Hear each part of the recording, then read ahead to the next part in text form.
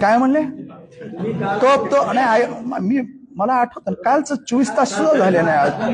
हे बघा माझा म्हणण्याचा तो जो अर्थ होता की काही लोकांनी अशा पद्धतीच्या वल्गना केल्या की आम्ही वाघाच्या गळात वाघ सिंह गळ्यामध्ये पट्टा बांधू डिझाईन बॉक्स मध्ये पॅक करून अजितदादाला ते पाठवून देऊ.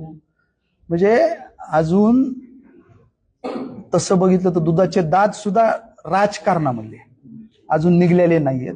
राजकारणामधले ते लोक 6 वेळेस राज्याचा अर्थसंकल्प मांडतायत, राज्याची आर्थिक सर्व नियोजन करतायत, बजेट करतायत.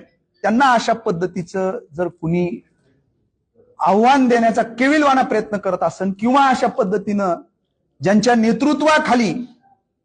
नेतृत्वाखाली आपल्या 3 पिढ्यांनी काम केलंय त्यांच्या बाबतीत असं जर कुणी बोलत असेल तर मग त्याला कसं चाप लावायचा आणि कसं उत्तर द्यायचं ते माझ्यापेक्षा या निकालातनं बीडकरांनी दिलंय.